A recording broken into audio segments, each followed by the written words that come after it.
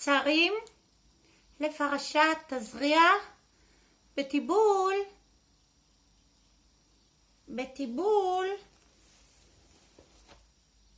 שימיצ'ולי.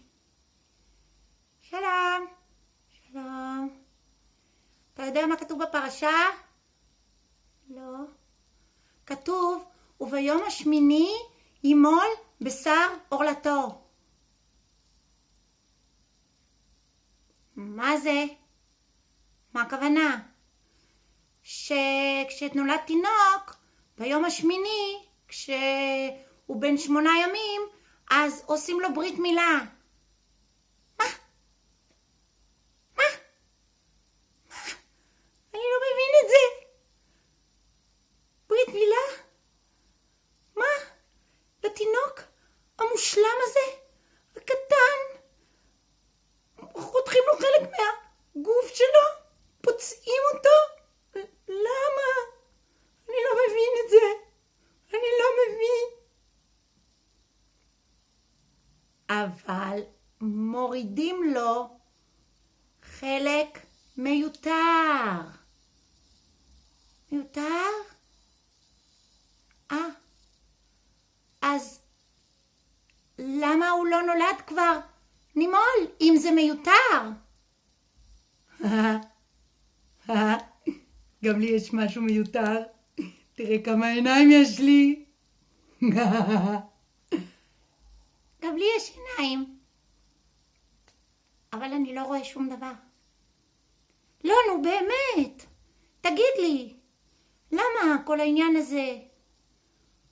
מה אני יודע? השם בחר בנו, והשם אמר לנו לעשות את זה. למה? לא יודע. אני לא מתערב לו בבחירות. אבל זה נשמע נורא אכזרי. הילד לא מחליט. מחליטים לו, כופים עליו, עושים לו את זה. למה?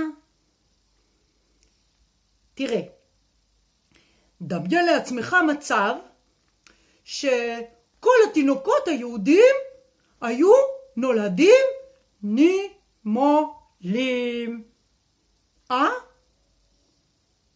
זה דווקא מוצא חן בעיניי. למה לא?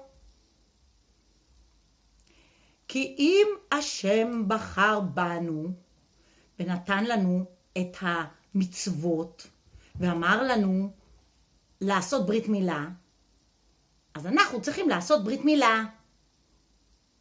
ואם היינו נולדים נימולים, לא היינו עושים ברית מילה. נו, זה בדיוק מה שאני אוהבת, הרעיון הזה. שלא נעשה ברית מילה, שזה כבר נהיה נימולים. אבל בזה שאנחנו עושים ברית מילה, אנחנו מוכיחים להשם שלא רק הוא בחר בנו, שגם אנחנו בוחרים בו.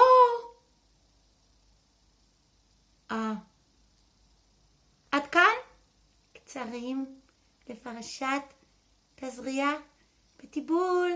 צ'יפצ'ולי.